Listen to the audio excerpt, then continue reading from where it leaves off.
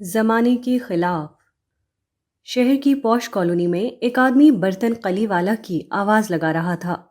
وہ آواز لگاتا ہوا تمام سڑکوں پر گھومتا رہا، مگر شاندار مکانات میں سے کسی نے بھی اس کی طرف توجہ نہ دی۔ ساری کالونی میں کسی کے یہاں بھی اس کو کام نہ ملا۔ کیا یہ تعصب کا معاملہ تھا؟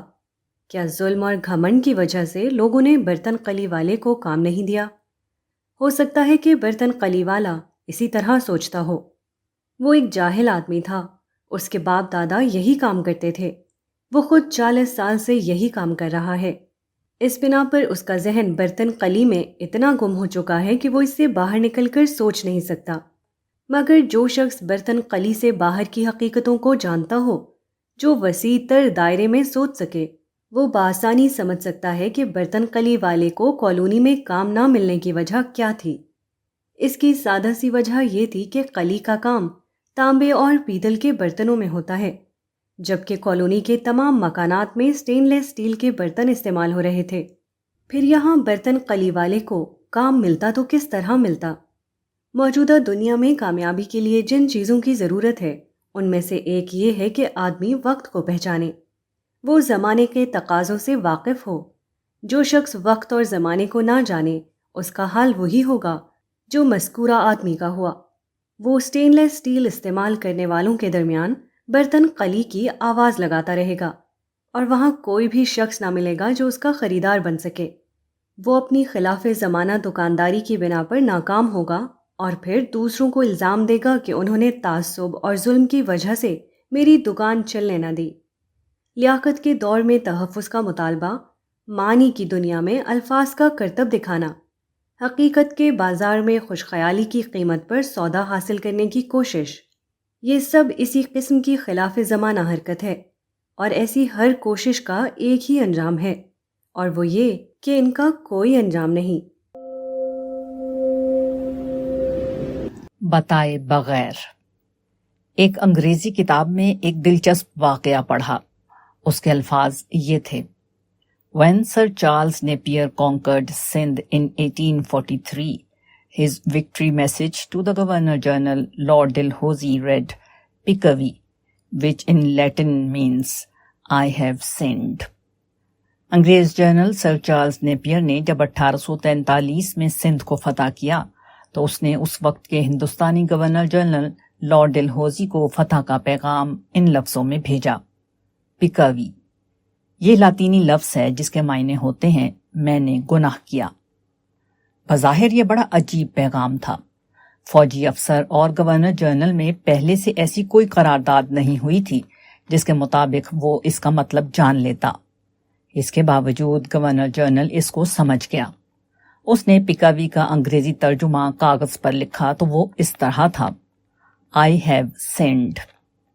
اس کو دیکھ کر وہ فوراً سمجھ گیا کہ اس سے مراد یہ ہے کہ میں نے سندھ کو سر کر لیا۔ نازک اور بڑے معاملات میں عہدہ برا ہونے کے لیے ہمیشہ ایسے ہی ذہین اور دورس افراد کی ضرورت ہوتی ہے، یعنی ایسے لوگ جو اشاروں کے ذریعے تفصیل کو سمجھ لیں، جو نہ کہی ہوئی بات کو کہی ہوئی بات کی طرح جان لیں، جو اس بات کو پڑھ لیں جو سطروں میں لکھی ہوئی موجود نہیں ہے اور نہ کبھی موجود ہو سکتی۔ زندگی کی حقیقتوں میں سے ایک حقیقت یہ ہے کہ ہر بات پیش کی بتائی نہیں جا سکتی۔ بہت سی باتوں کو بتائے بغیر جاننا پڑتا ہے۔ جن لوگوں کے اندر یہ صلاحیت ہو وہی کوئی قابل ذکر کام کرتے ہیں، اور جو لوگ اس صلاحیت سے محروم ہوں وہ صرف نادانیاں کریں گے اور اس کے بعد شکایتوں کا دفتر لے کر بیٹھ جائیں گے۔ دنیا میں سب سے زیادہ خوش قسمت انسان وہ ہے جس کو ایسے ساتھی مل جائیں جو چپ کی زبان جانتے ہوں، جو بولے بغیر سنیں اور لکھے بغیر پڑھیں، جو سطروں سے گزر کر بین السطور میں چھپی ہوئی باتوں کو جان لیں۔ واقفیت کی کمی۔ میلکم فوربس کا ایک بہت بامانی قول ہے۔ اس نے کہا کہ مسئلے کا حل پیش کرنا ان لوگوں کے لیے بہت آسان ہے جو مسئلے کے بارے میں بہت کم واقفیت رکھتے ہوں۔ It is so much easier to suggest solutions when you don't know too much about the problem. The sayings of Chairman Malcolm. انسان کی اجتماعی زندگی میں جب ایک مسئلہ پیدا ہوتا ہے تو اس کی حیثیت ایسی ہی ہوتی ہے جیسے کانٹوں کے ڈھیر میں آدمی کے دامن کا الجھ جانا۔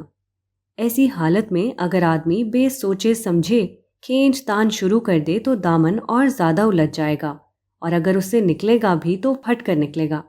ایسی حالت میں ہمیشہ ضرورت ہوتی ہے کہ برداشت سے کام لیا جائے، صورتحال کا پورا اندازہ کر کے نہایت ہوشیاری کے ساتھ اپنے آپ کو بچانے کی کوشش کی جائے۔ مگر جو شخص دور کھڑا ہوا ہو، جس کو صورتحال کی نزاکت کا پورا اندازہ نہ ہو، وہ بے تکان بولے گا اور برجستہ حل پر حل پیش کرتا چلا جائے گا۔ اجتماعی زندگی ایک بے حد پیچیدہ چیز ہے۔ اجتماعی زندگی میں یہ ممکن نہیں ہوتا کہ آدمی بس یک طرفہ کارروائی کرنے لگے۔ اجتماعی زندگی میں اپنی اور دوسروں کی قوت کے تناسب کا اندازہ کرنا پڑتا ہے۔ اجتماعی زندگی میں یہ کوشش کرنی پڑتی ہے کہ آخری حد تک دوسروں کے ٹکراؤ سے بچتے ہوئے اپنا مقصد حاصل کیا جائے۔ اجتماعی زندگی میں یہ دیکھنا پڑتا ہے کہ فوری طور پر کیا چیز قابل حصول ہے اور وہ کیا چیزیں ہیں جس کے لیے ہمیں انتظار کی پالیسی اختیار کرنا چاہیے۔ جس شخص کو اجتماعی زندگی کی نزاکتوں کا احساس ہو، وہ یقینی طور پر اجتماعی زندگی کے معاملے میں بے حد حساس ہو جائے گا۔ وہ تجویز پیش کرنے سے پہلے اس کے بارے میں 1000 بار سوچے گا۔ اس کے برعکس جس شخص کو مذکورہ بالا نزاکتوں کا احساس نہ ہو، وہ بے تکان تجویزیں پیش کرے گا۔ اس کی بے حسی اس کے دماغ کو تجویزوں کا کارخانہ بنا دے گی۔ غلط اقدام۔ لیما جنوبی امریکہ کا ایک شہر ہے۔ یہاں ایک غریب عورت اپنے 4 بچوں کے ساتھ رہتی تھی۔ مقامی طور پر وہ کوئی اچھا روزگار پانے میں ناکام رہی۔ اس نے سنا تھا کہ شمالی امریکہ بہت خوشحال ملک ہے۔ اس نے حصول معاش کے لیے وہاں جانے کا ارادہ کیا، مگر اس کے پاس ہوائی جہاز کا کرایہ نہیں تھا۔ اس نے یہ تدبیر کی کہ اپنے آپ کو ایک سوٹ کیس میں بند کیا اور اس سوٹ کیس کو کسی نہ کسی طرح لیما سے لاس اینجلس جانے والے ہوائی جہاز پر بطور بیگیج سوار کرا دیا۔ جہاز لاس اینجلس پہنچا۔ اس کا سامان حسب معمول نکال کر مخصوص مقام پر لایا گیا جہاں ہر آدمی پہچان کر اپنا سامان لے لیتا ہے، مگر ایک سوٹ کیس کا کوئی لینے والا نہیں ملا۔ بالآخر پولیس نے اس سوٹ کیس کو کھولا تو اس کے اندر مذکورہ عورت کی لاش بند تھی۔ UPI کی خبر کا آخری فقرہ یہ تھا: Detectives said the women may have been crushed by the weight of other luggage۔ تفتیش کرنے والوں نے کہا کہ عورت غالباً دوسرے سامانوں کے بوجھ کے نیچے کچل کر مر گئی۔ یہ واقعہ زندگی کی ایک حقیقت کو بتاتا ہے۔ یہ حقیقت کہ منزل تک پہنچنے کے لیے صرف یہ کافی نہیں کہ آدمی کسی نہ کسی طرح ایک اقدام کر ڈالے۔ اقدام کی کامیابی کے لیے بہت سے دوسرے اسباب کی موافقت ضروری ہے۔ یہ دوسرے اسباب اگر موافقت کے لیے موجود ہوں تو اقدام کامیاب ہوگا، اور اگر دوسرے اسباب موافقت نہ کریں تو اقدام سراسر ناکام ہو کر رہ جائے گا۔ مذکورہ واقعے میں عورت کا اقدام ایک انفرادی اقدام تھا۔ اس غلط اقدام کا نتیجہ اسے انفرادی طور پر بھگتنا پڑا، مگر ایک لیڈر جب کسی قوم کو اقدام کی طرف لے جاتا ہے تو یہ ایک اجتماعی اقدام ہوتا ہے جس کا انجام پوری قوم کو بھگتنا پڑتا ہے۔ لیڈر کو مذکورہ خاتون کے مقابلے میں کروڑوں گنا زیادہ محتاط ہونا چاہیے۔ لیڈر کے لیے غلط اقدام صرف غلط اقدام نہیں، بلکہ وہ ایسا سنگین جرم ہے جس کے مقابلے میں کوئی عذر قابل سماعت نہیں ہو سکتا۔ غلط اقدام سے کروڑوں گنا زیادہ بہتر ہے کہ آدمی کوئی اقدام ہی نہ کرے۔ دانش مندی کے ذریعے۔ کیا یہ ممکن ہے کہ زندہ شیر کا مطالعہ کھلے جنگل میں عین اس کے قریب بیٹھ کر کیا جائے، اس طرح کہ آدمی اس کو چھوئے اور اس کے جسم کے اعضاء کی صحیح پیمائش کر سکے؟ بظاہر یہ ایک ناممکن سی بات نظر آتی ہے، مگر خدا نے انسان کو جو عقل دی ہے وہ ایسی عجیب و غریب ہے کہ وہ ہر ناممکن کو ممکن بنا سکتی ہے، بشرطے کہ اس کو صحیح طور پر استعمال کیا جائے۔ امریکہ کے ایک ماہر حیوانات جارج بی شیلر نے اس ناممکن کو ممکن بنا دیا۔ شیلر کو ببر شیر کی عادات و خصوصیات پر ایک کتاب لکھنی تھی۔ چنانچہ اس نے 2 سال تک کھلے جنگل میں زندہ شیروں کے بالکل قریب جا کر ان کا مطالعہ کیا۔ اس نے اس قریبی مطالعے کے ذریعے جنگل کے بادشاہ کے بارے میں عجیب حقائق دریافت کیے، مثلاً یہ کہ شیر نہایت سست اور کاہل درندہ ہے۔ شیروں کے اکثر بچے بھوکے مر جاتے ہیں کیونکہ ان کے ماں باپ اپنی سستی کی وجہ سے اپنے بچوں کے لیے خوراک مہیا نہیں کرتے، وغیرہ۔ مسٹر شیلر کو کیسے یہ موقع ملا کہ وہ کھلے جنگل میں زندہ شیر کے بالکل پاس جا کر شیر کا مطالعہ کریں؟ جواب یہ ہے کہ عقل کے ذریعے۔ مسٹر شیلر نے ایسے کارتوس تیار کیے جن میں گولی کے بجائے بے ہوش کرنے والی دوا بھری ہوتی تھی۔ اس بے ہوشی کے کارتوس کو مخصوص بندوق میں رکھ کر جب وہ داغتے تو وہ شیر کے پاس پہنچ کر منٹوں میں اس کو غافل اور بے ہوش کر دیتی تھی۔ انہوں نے اس طریقے کے ذریعے تقریباً 100 شیروں کو بے ہوشی کی دوائیوں کا نشانہ بنا کر بے حس کر دیا، اور جب وہ بے حس ہو کر زمین پر گر پڑے تو ان کے قریب جا کر ان کی ہر چیز دیکھی اور غور کے ساتھ ان کا مکمل مطالعہ کیا۔ انسان جس طرح جنگل کے خونخوار درندوں کو قبضے میں کر لیتا ہے، اسی طرح وہ انسانی بستی کے مردم نما بھیڑیوں پر بھی قابو پا سکتا ہے۔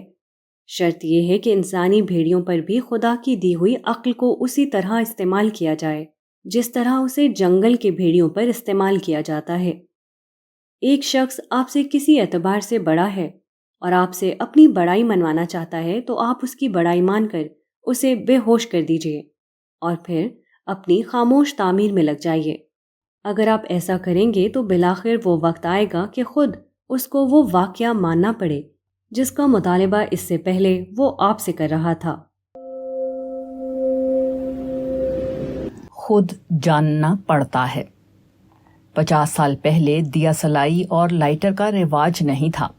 دیہات کے لوگ ایک دوسرے کے گھروں سے آگ مانگ کر اپنا چولہا گرم کیا کرتے تھے۔ اس زمانے کا واقعہ ہے کہ ایک خاتون اپنے پڑوسی کے گھر گئیں اور پوچھا کہ کیا آگ ہے؟ پڑوسی خاتون بولیں، ہاں بہن، طاق پر رکھی ہے۔ یہ خاتون بڑھاپے کی وجہ سے بہت کم سنتی تھیں، اس بنا پر ان کے لیے اس غیر متعلق جواب کا عذر تھا۔ مگر بہت سے لوگ جن کے آنکھ اور کان پوری طرح درست ہوتے ہیں، وہ بھی اکثر اس سے زیادہ مختلف ثابت نہیں ہوتے۔ General J.N. چودھری نے جنوری 1971 میں قومی تحفظات کے مسائل پر لیکچر دیتے ہوئے کہا تھا کہ دفاع میں خبر رسانی یعنی انٹیلیجنس کی بڑی اہمیت ہوتی ہے۔ واقعے سے پہلے صحیح علم ضروری ہے تاکہ دشمن کی چال کو ذمہ دار لوگ اچھی طرح سمجھیں اور جو فیصلہ کریں خوب سمجھ کر کریں۔ انٹیلیجنس کی سروس کا بہتر نہ ہونا بہت خطرناک ہے۔ اس سلسلے میں انہوں نے انٹیلیجنس کی ناکردگی کی ایک دلچسپ مثال دی۔ انہوں نے بتایا کہ 1961 میں جب ہندوستان نے گوا میں فوجی کارروائی کی تو اس کے دوران جنوبی کمان سے وائرلیس پر پوچھا گیا کہ کیا پرتگالیوں کے پاس آرمڈ کار اور ٹینکس ہیں؟ وہاں سے جواب آیا، ٹینکس تو ہیں مگر ان میں صرف 15,000 گیلن پانی کی گنجائش ہے۔ سوال جنگی ٹینک کے بارے میں تھا اور جواب پانی کے ٹینک کے بارے میں ملا۔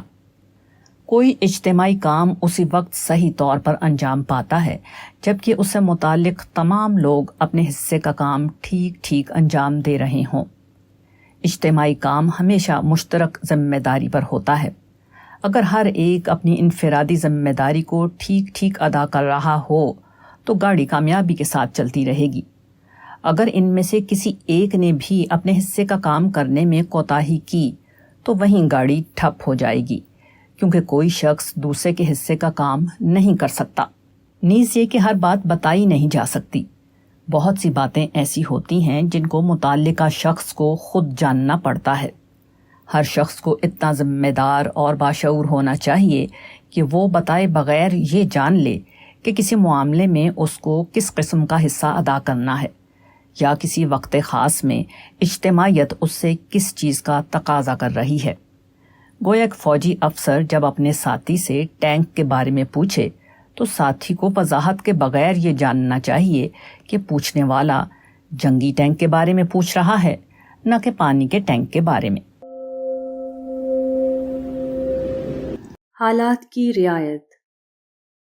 19 जुलाई 1981 को دہلی احمد آباد میل حسب معمول اپنے وقت پر روانہ ہوئی، مگر مہسانہ اسٹیشن پر وہ 40 منٹ لیٹ ہو گئی۔ ٹرین جب مہسانہ سے آگے بڑھی تو ڈرائیور نے اس کو عام رفتار سے زیادہ تیز دوڑانا شروع کیا تاکہ وہ اپنے مقررہ وقت پر احمد آباد پہنچ جائے۔ ٹرین ڈنگروا سے 2 کلومیٹر کے فاصلے پر تھی کہ ڈرائیور نے دیکھا کہ آگے کی پٹڑی میں کچھ فش پلیٹس غائب ہیں۔ اس نے فوری طور پر بریک لگایا تاکہ ٹرین کو روک کر حادثے سے بچائے، مگر تیز دوڑتی ہوئی ٹرین اچانک بریک لگنے سے بے قابو ہو گئی۔ انجن اور اس کے ساتھ لگی ہوئی 12 بوگیاں پٹڑی سے اچھل پڑیں اور پوری گاڑی اپنی پٹڑی چھوڑ کر کنارے کے کھڈ میں جا گری۔ کافی لوگ مر گئے اور بہت سے زخمی ہوئے۔ اس واقعے سے یہ سبق ملتا ہے کہ آپ ایسا نہیں کر سکتے کہ حالات کو نظر انداز کر کے اپنی زندگی کی گاڑی تیز دوڑانا شروع کر دیں، کیونکہ اس دنیا میں صرف آپ ہی نہیں بلکہ دوسرے بھی ہیں۔ یہاں صرف آپ برسر عمل نہیں ہیں بلکہ دوسرے بھی برسر عمل ہیں۔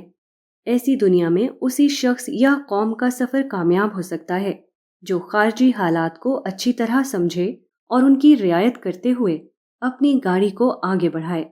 اگر یہ حکمت نہ برتی جائے تو راستے میں کوئی بھی غیر موافق واقعہ پیش آ کر ہمارے سارے منصوبے کو خاک میں ملا دے گا۔ موجودہ زمانے میں مسلمانوں نے بہت سے بڑے بڑے اقدامات کیے اور سب ناکام ہوتے چلے گئے۔ اس ناکامی کی توجہ ہر ایک کے پاس صرف ایک ہے، فلاں کی سازش نے ان کے منصوبے کو ناکام بنا دیا۔ مگر یہ عذر صرف اس بات کا ثبوت ہے کہ مذکورہ اقدام میں حالات کی پوری رعایت شامل نہ تھی۔ خوش فہمی کے تحت اپنی گاڑی دوڑا دی گئی اور اس بات کا اندازہ نہیں کیا گیا کہ آگے کی پٹڑی پر ایک دشمن موجود ہے جو فش پلیٹ نکال کر ہماری گاڑی کو الٹنے کا خفیہ منصوبہ بنائے ہوئے ہے۔ گاڑی خواہ مکمل طور پر آپ کی ہو، مگر جس سڑک پر آپ کو اپنی گاڑی دوڑانی ہے وہ مکمل طور پر آپ کی نہیں۔ یہ حقیقت خواہ کسی کے لیے کتنی ہی تلخ ہو، مگر بہرحال وہ ہے، اور یہ ممکن نہیں کہ اس کو نظر انداز کر کے کوئی شخص اس دنیا میں کامیاب ہو سکے۔ جو لوگ اس حقیقت کو نظر انداز کر کے اپنی زندگی کی گاڑی دنیا کی سڑک پر دوڑائیں، ان کے حصے میں کبھی منزل نہیں آتی۔ واحد چیز جو اس دنیا میں ان کے لیے مقدر ہے وہ یہ کہ وہ اپنے ہر اقدام کے بعد ناکام ہوں اور پھر کسی نہ کسی سازش کا انکشاف کر کے اس کے خلاف فریاد کرتے رہیں۔ پہلے شعور پیدا کیجیے۔ مسجد کا مؤذن فجر سے کچھ پہلے اٹھا۔ وہ کسی ضرورت سے مسجد کے باہر نکلا تو اس نے دیکھا کہ ایک شخص اپنی دکان کھول رہا ہے۔ چونکہ ابھی فضا میں اندھیرا چھایا ہوا تھا اور اتنے سویرے دکان کھولنا ایک غیر معمولی بات تھی، وہ ٹھہر کر دیکھنے لگا یہ آدمی اندھیرے میں دکان کے اندر داخل ہونے کے بعد سب سے پہلے کیا کام کرے گا۔ اچانک یہ سوال اس کے ذہن میں آیا۔ ایک لمحہ سوچنے کے بعد اس کے دل نے کہا کہ یہ شخص سب سے پہلے دکان کی لائٹ جلائے گا، کیونکہ جب تک دکان کے اندر اندھیرا ہے وہ کوئی کام نہیں کر سکتا۔ اب وہ اپنے اندازے کی تصدیق یا تردید جاننے کے لیے وہاں ٹھہر کر دکاندار کو دیکھنے لگا۔ مؤذن کا اندازہ صحیح نکلا۔ دکان کا دروازہ کھولتے ہی دکاندار کا ہاتھ سب سے پہلے بجلی کے بٹن پر پہنچا۔ مان بعد دکان کے اندر روشنی ہو گئی۔ اب دکاندار اس کے اندر داخل ہو کر اپنا کام کرنے لگا۔ اسی مثال سے ہم دین و ملت کے معاملے کو بھی سمجھ سکتے ہیں۔ دینی یا ملی کام کرنے کے لیے بھی سب سے پہلے روشنی جلانے کی ضرورت ہے، یعنی شعور کی بیداری۔ اندھیرے مکان یا دکان کو اجالے میں لانے کے لیے روشنی کی ضرورت ہوتی ہے۔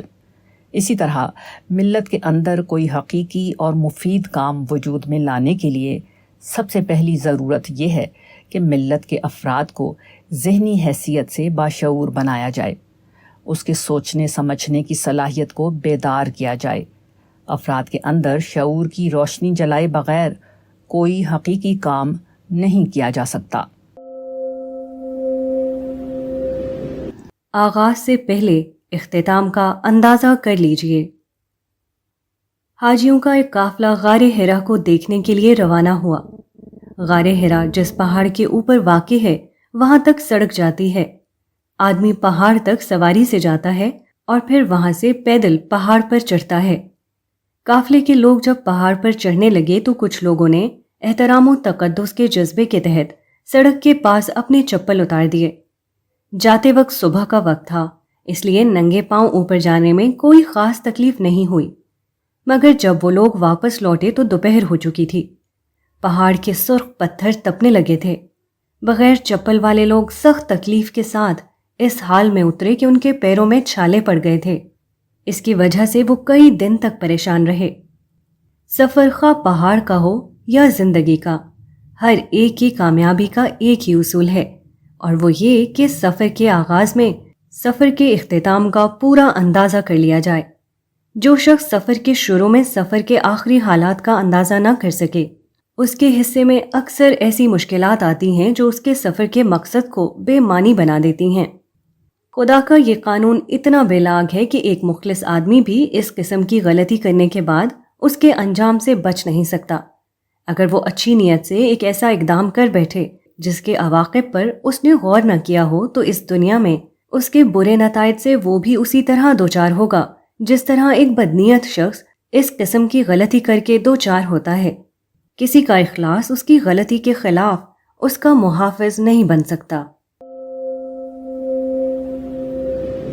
اقتصادی حملہ۔ ہوائی بحر الکاہل کا جزیرہ ہے۔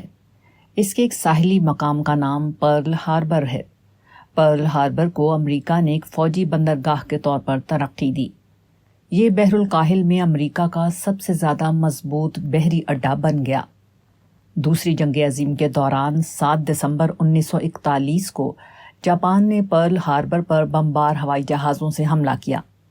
اس وقت امریکہ کے تقریباً 100 جنگی جہاز یہاں موجود تھے۔ جاپانی بمباری نے ان میں سے اکثر کو تباہ کر دیا۔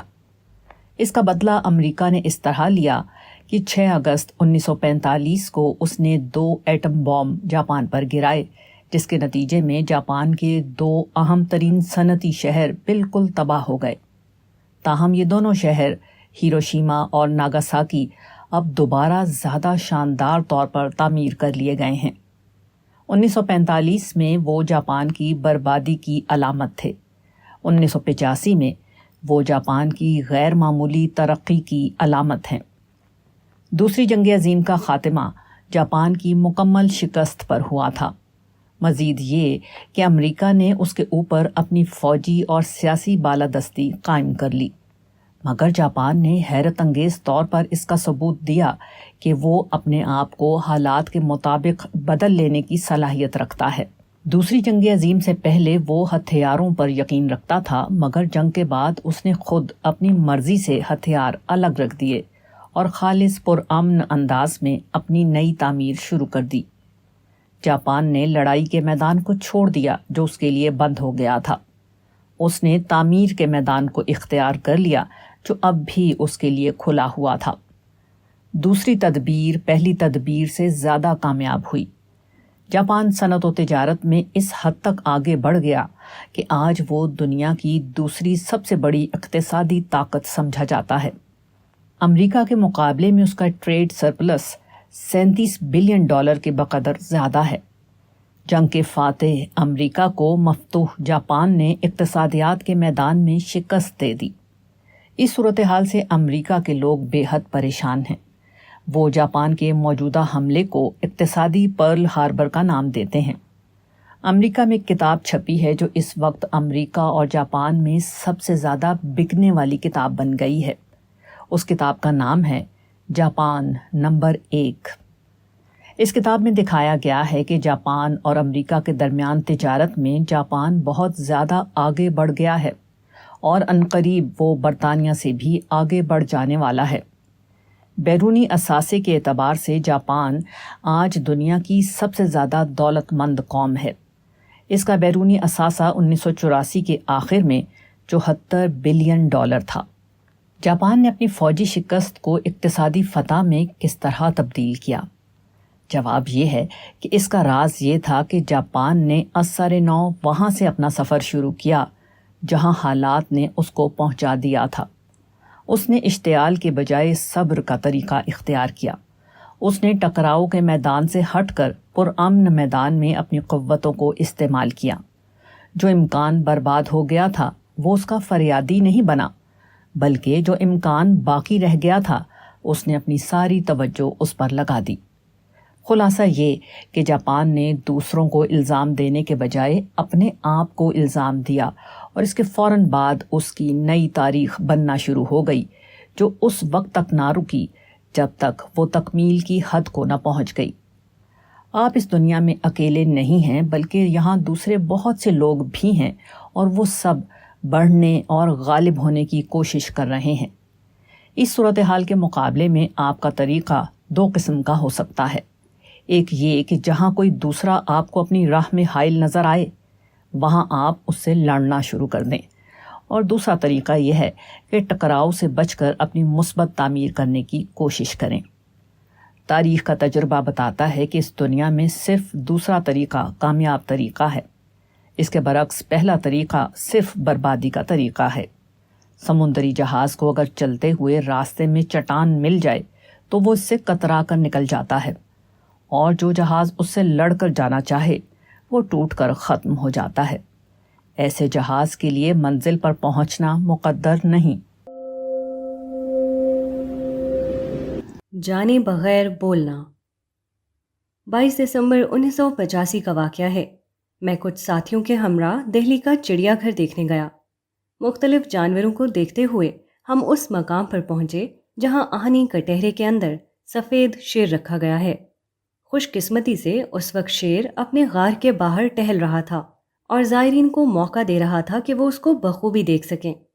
میں کٹہرے کے پاس دوسرے زائرین کے ساتھ کھڑا ہوا تھا کہ ایک صاحب کی پرجوش آواز کان میں آئی، سفید شیر اب دنیا میں صرف یہی ایک ہے۔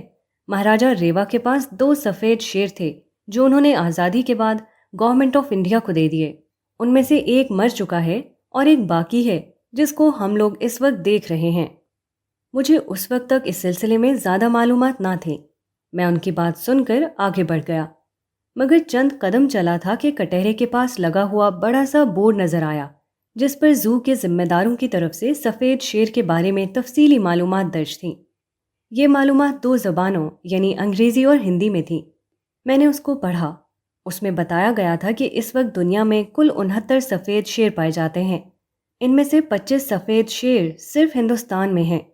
بورڈ میں 69 سفید شیروں کی موجودگی کا ذکر تھا، اور عین اس کے قریب ایک صاحب یہ اعلان کر رہے تھے کہ دنیا میں اس وقت صرف ایک سفید شیر پایا جاتا ہے، اور یہ واحد شیر دہلی کے زو کی ملکیت ہے۔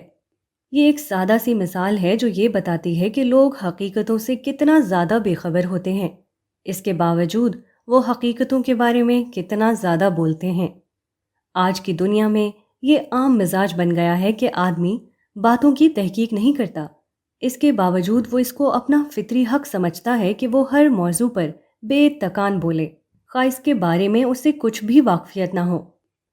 کہنے سے پہلے جانیے، اظہار رائے سے پہلے تحقیق کیجیے۔ واقفیت کے بغیر بولنا اگر جہالت ہے تو تحقیق کے بغیر رائے ظاہر کرنا شرارت، اور دونوں یکساں طور پر برائی ہیں۔ ان میں اگر فرق ہے تو درجے کا ہے، نہ کہ نوعیت کا۔ مارگریٹ رمبیک کا خیال ہے کہ خوشی کوئی منزل نہیں جہاں آدمی پہنچے، بلکہ خوشی سفر کرنے کا ایک طریقہ ہے۔ Happiness is not a station you arrive at, but a manner of traveling. ہر آدمی خوشی کا طالب ہے، مگر موجودہ دنیا میں کسی کو خوشی نہیں ملتی۔ یہ دنیا اس لیے بنائی ہی نہیں گئی کہ یہاں آدمی اپنی خوشیوں کا گھر تعمیر کر سکے۔ جو شخص خوشی کو اپنی منزل سمجھے وہ کبھی خوشی کو نہیں پا سکتا۔ خوشی صرف اس کے لیے ہے جو خوشی کے بغیر خوش رہنا سیکھ جائے۔ اگر آدمی یہ جان لے کہ اس دنیا میں غم ناگزیر ہے تو وہ غم کے ساتھ رہنا سیکھ جائے گا۔ اس کو نقصان لاحق ہوگا تو وہ فریاد و ماتم نہیں کرے گا، بلکہ اس سے اپنے لیے سبق کی غذا حاصل کر لے گا۔